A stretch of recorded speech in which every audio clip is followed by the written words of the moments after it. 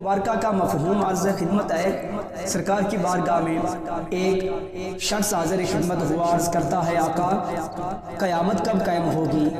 تو سرکار نے فرمایا قیامت کے بارے میں پوچھنے والے تم نے قیامت کی تیاری بھی کی ہے کہ نہیں؟ عرض کرتے ہیں یا رسول اللہ صلی اللہ علیہ وسلم، حبیبی یا رسول اللہ خیر اتنی نمازیں تو نہیں، روزے رکھے تو نہیں، زکاتیں صدقہ تو خیرات تو نہیں۔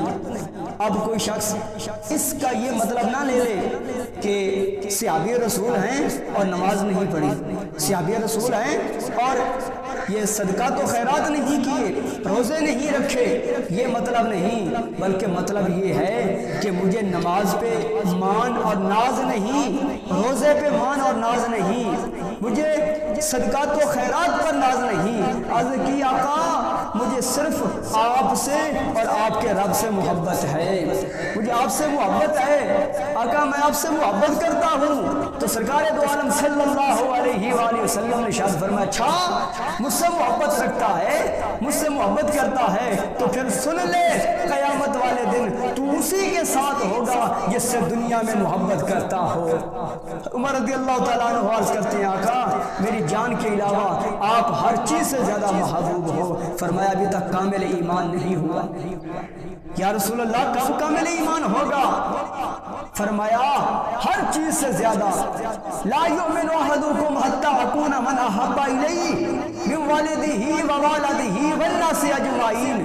میرے مصطفیٰ جان رحمت نے فرمایا پیارے عمر اس وقت تک کوئی بندہ مومن نہیں ہو سکتا جب تک وہ اپنے والدین سے زیادہ، اپنی اولاد سے زیادہ، اپنے رشتہ داروں سے زیادہ، حتیٰ کہ ہر چیز سے زیادہ میں محمد کو زیادہ محبوب نہ کر لے، مجھ سے سب سے زیادہ محبت نہ کر لے، تب تک وہ کامل ایمان اس شخص نہیں ہو سکتا، وہ پکا مومن نہیں ہو سکتا۔